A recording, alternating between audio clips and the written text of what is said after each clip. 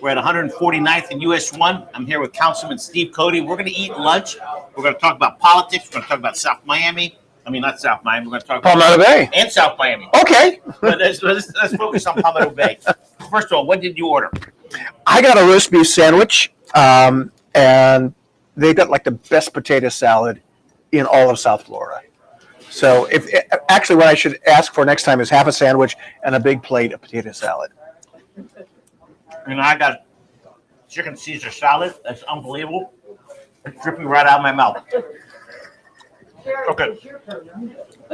And Sherry is our waitress right here. Sherry, get behind me and wave. Get behind me and wave to everybody. There she goes. And Sherry is not only a grandmother, she's going to be a grandmother twice over in March. In March. So that is exciting. Let's talk about Palmetto Bay. Got a meeting coming up soon? Yeah, we got a meeting on Monday. In fact, I'm waiting for the agenda package to come, so I'll know exactly what we're facing. We've got a lot of issues here in the village that we're trying to deal with.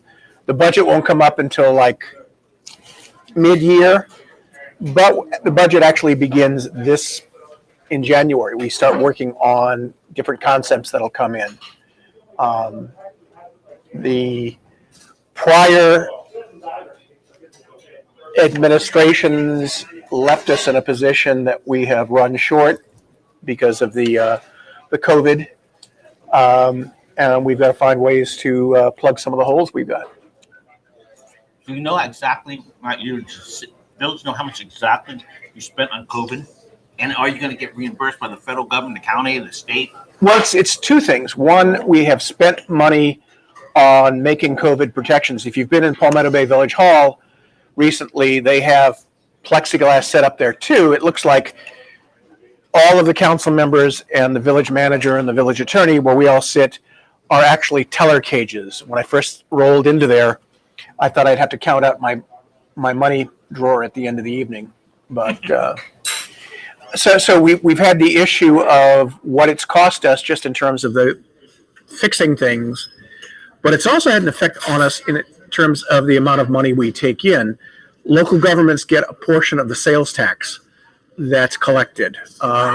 It's sent to Tallahassee, and then it comes back eventually to us. And because a lot of people are buying things online, in a lot of cases from vendors who don't require you to pay sales taxes, we're not getting that money back. So that's, so we're spending a little more, and we're getting a little less, and that's kind of thrown us out of balance.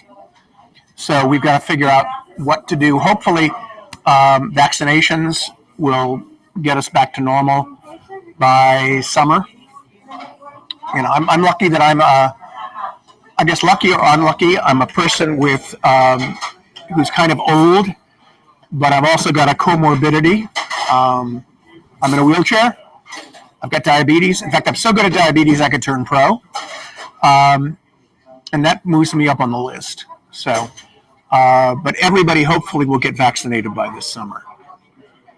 And having to do things like this, won't be unnecessary. Now, business is closing, slow business.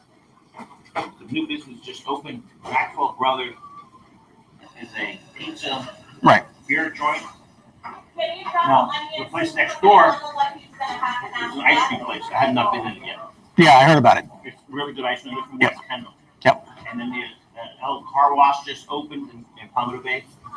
Why are there so many businesses opening in Palmetto Bay? Because I think that we're a good community. The demographic is very good. You've got people of middle class and upper class incomes. When things calm down a bit, you're going to have a lot of people who'll be not only wanting to go out, but just needing to go out, because we've all hunkered down for the last couple of quarters. And by then, by next year, people will be so cabin feverish that we're just going to want to get out. And so for a lot of business people, it's a chance to put their flag in the ground here and to hopefully tap into a market that will help make them money and provide services that we need here in Palmetto Bay. You have 4 children. I have 4 children. How many grandchildren? 2. And your 4 grandchildren? I mean, your children, where did they go to school? They went to Palmetto High. They went to Coral Reef Elementary. They went to Southwood. I live just a few blocks away from Southwood. And so they've pretty much gotten a good education from Palmetto Bay, even before there was a Palmetto Bay. I grew up, where I grew up, I went to Southwest High. I lived right next to it. And I went to Southwest. My brother went to Columbus. And the demilitarized. Columbus? Was he in trouble, or were you in trouble? No, he wanted to go. He wanted to go to a Catholic boys' high school. I didn't want to. I took the test, and when I got the results, I hid them because I just figured out girls, and I couldn't see the sense in now having that knowledge going to an all-boys school for 3 years. So I issue Palmetto Bay about traffic. Yes. I call it. You can eat while we do it. No. Is it transportation? Is it traffic? How to solve it? You know, Cutler Bay is growing so quick. Homestead's growing so quick. Well, is there a immediate solution? Well, there are things that we can do short term, and there are things that we have to do long term. One of the things I want to do long term is start lobbying. I've been involved in politics for a long time.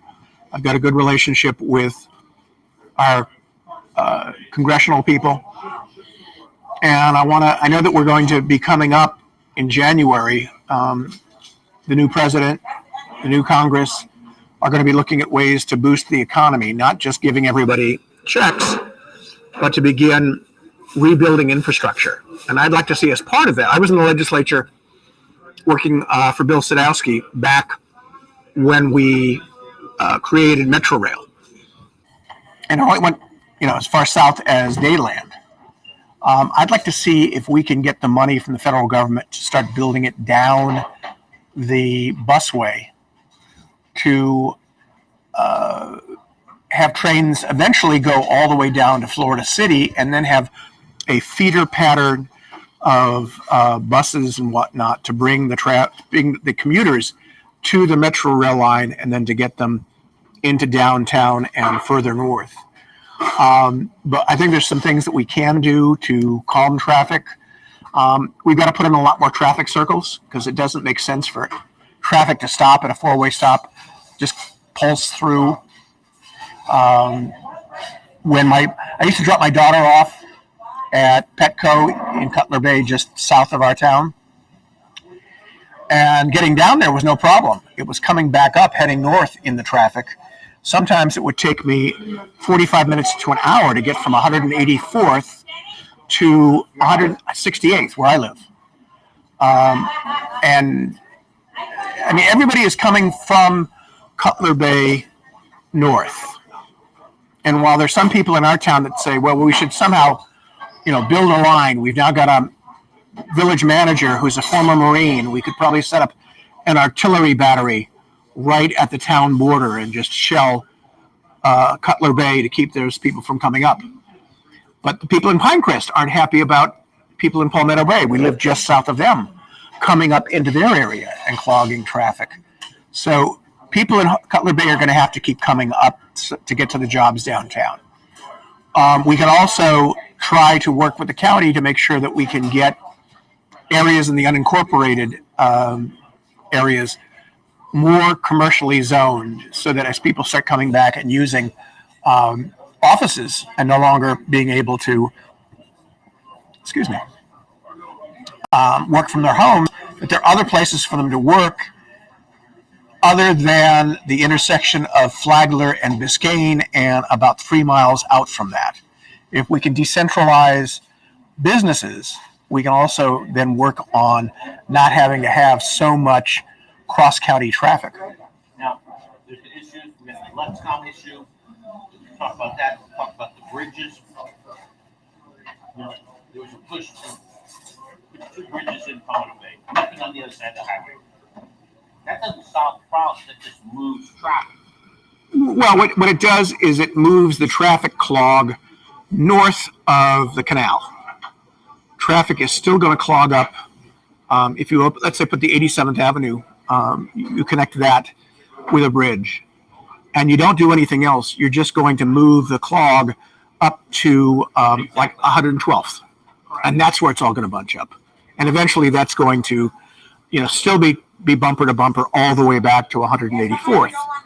So we've got to find a more holistic view, and it's not going to be just one bridge or two bridges or three bridges that's going to solve it. Even if we built 7 bridges, that's not going to solve the problem, because people will fill in those gaps and we'll still have traffic standstill.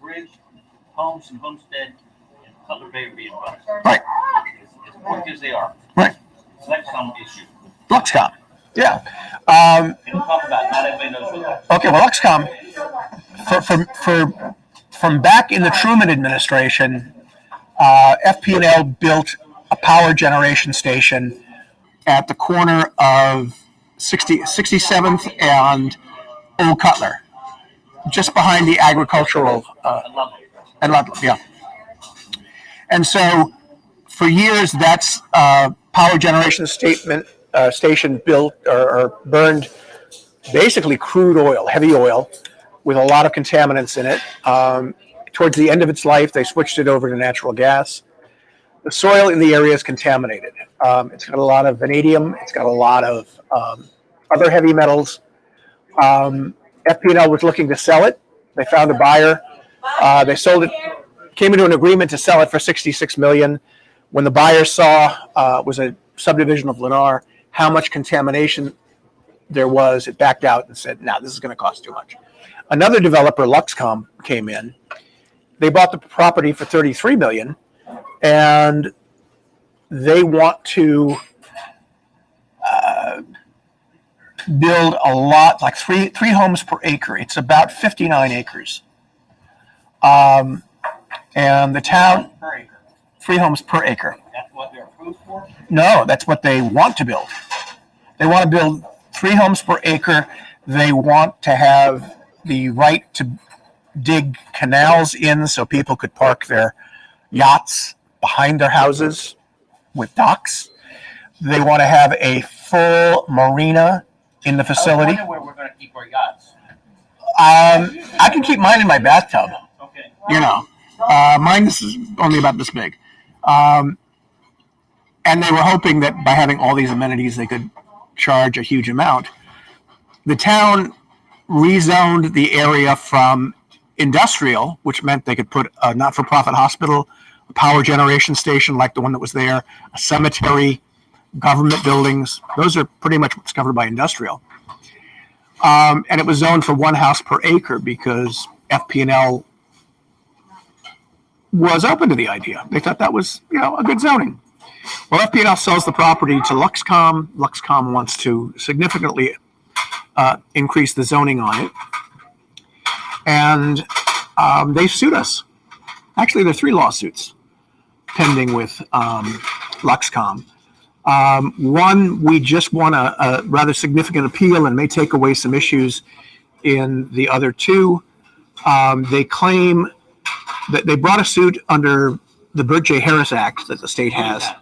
The Burt J. Harris Act was an act named after someone. I'm not quite sure who. But it basically, It's unusual that you don't know who it is. well, I know I can't know everything. But the idea is you can't change the zoning on a piece of property to the detriment of a property owner. So what they wanted, they've sued us saying that we have to approve all of these significant zoning increases in density. They get their canals, they get their marina with the fuel depot, they get. But what the Burt J. Harris Act says is if it's changed, you change it back. And the town got an application from Luxcom where they said, well, we're going to put a hospital in. And that panicked some people. My feeling is, okay, To build a hospital on that site, a 250 bed hospital, is going to cost, and it's going to be a not-for-profit hospital, not a for-profit. And none of the not-for-profit hospital companies were interested in building on the property. So if we have, if we say, okay, build a not-for-profit hospital, the people who own Luxcom would have to spend anywhere from $350 million to $500 million. To clean it up and to build the hospital. Billion? Well, a third to $500 million. It would probably take about 40 or 50 million to remediate the site. They're going to have to strip off all the soil and cart it away, bring in new soil, and also check because we sit on a limestone patch here. We're right by the water, so you'd have to take all of that contaminated soil away. You can't say, well, we're just going to load either more soil or more limestone on top of that. Can't do that. Well, if you say you're going to put houses there, and people are going to dig swimming pools, and you're going to put utilities in, you're just going to stir up the contamination. You can't put canals in because contamination will wash in to the canals and into the bay. Right. By the way, what sandwich do you have? What do you need? Oh, I've got a roast beef sandwich. Tommy, can you move the camera down a little bit, or no? He's just show it.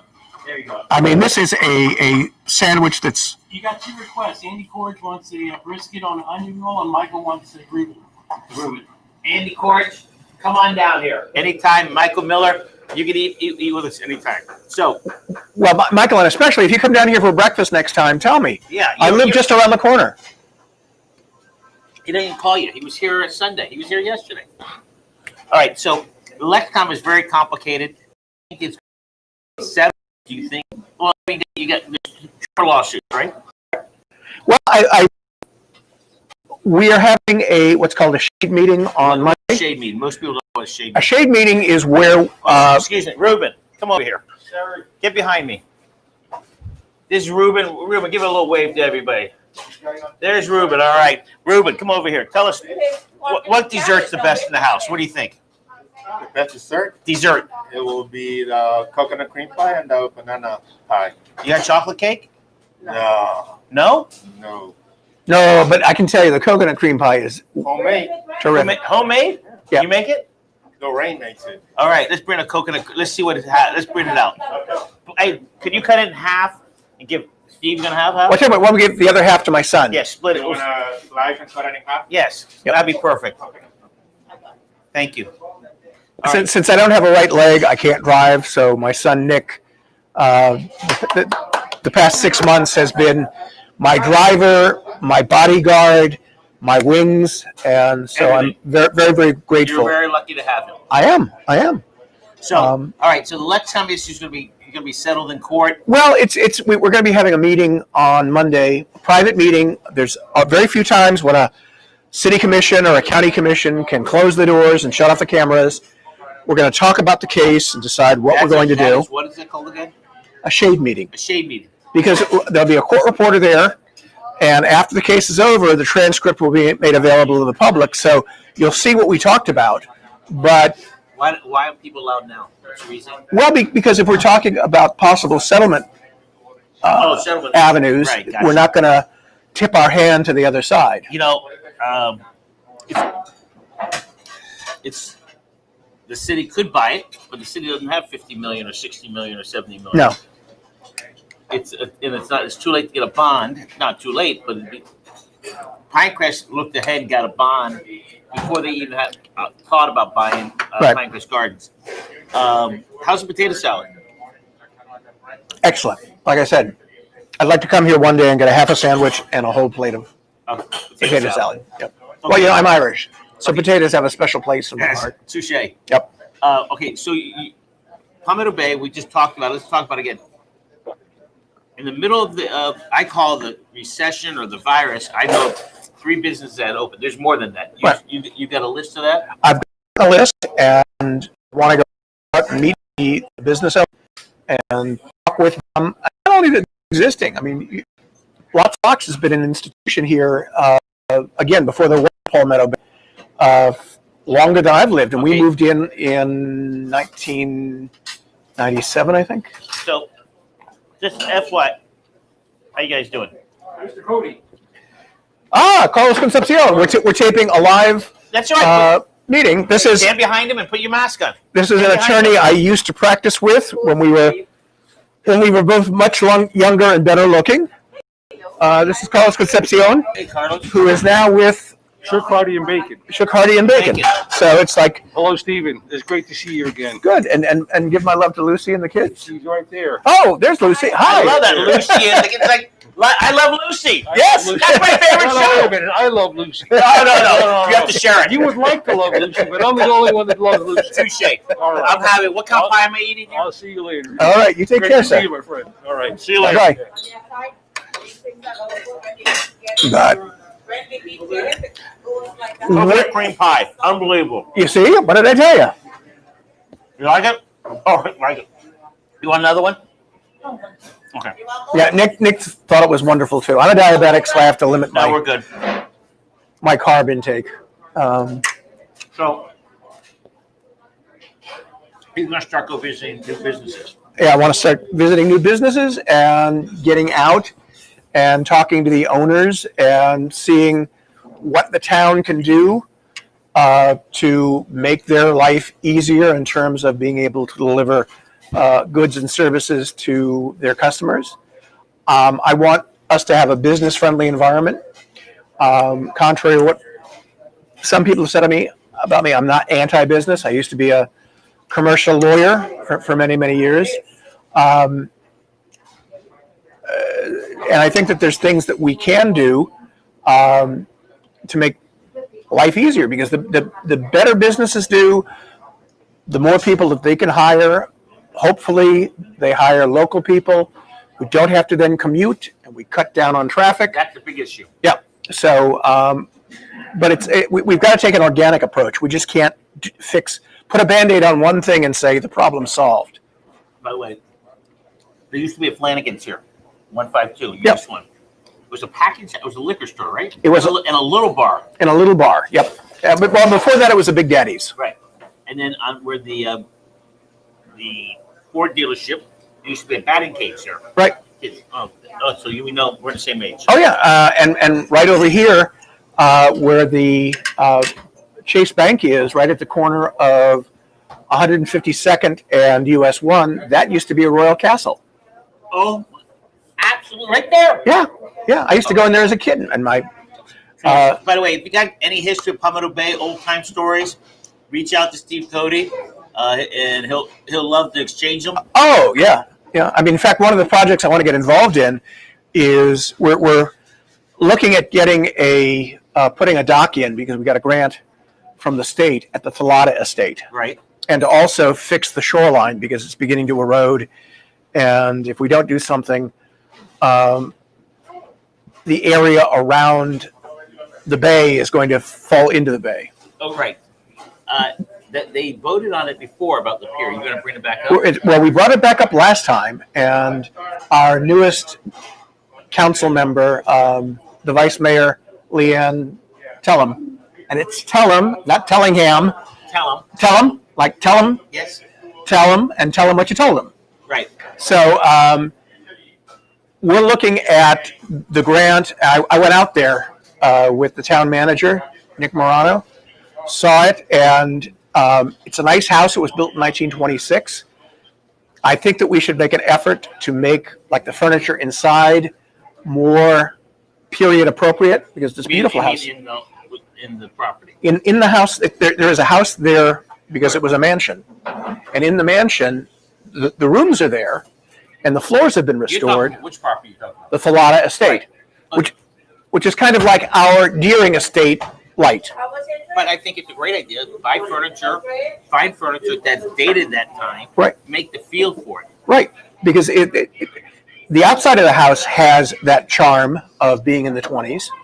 The inside of the house has furniture anywhere from the 40s, 50s, 70s, and it's kind of like doing a restoration at the White House.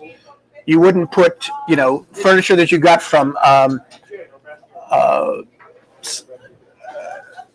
what's the place that you build the furniture yourself? The Wood shop in Palmetto High School, 101. Well, IKEA. Thank you. Tommy had the correct answer. You wouldn't buy IKEA furniture for a place like But Thalana. you know, people don't. Tommy, Tommy, you want a piece of cake? Sure. Which one you want, banana or coconut? Banana. Okay. But so now we've had coconut, and now Tommy's going to get banana. Part of Palmetto Bay, these new Palmetto Bay residents, when I say new, last 20 years, there's such rich history in Palmetto Bay. Oh yeah. And we haven't really gone in depth. Martha Metz or Marcia Metzen. Marcia, she did a pretty good job. When I graded, probably a 9. Mhm. I think the city needs to go to the next step, go even more deeper into people's homes. Former councilman of Palmetto Bay, John. Yep. His house, it was in the 40s or 50s. No, his house was recently built. But that piece of lot.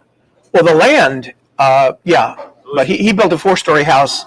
But people before, whatever, that they used to bring alcohol in illegally there. Yeah. And they had a light on the top of Old Cutler, then on farther down on his property.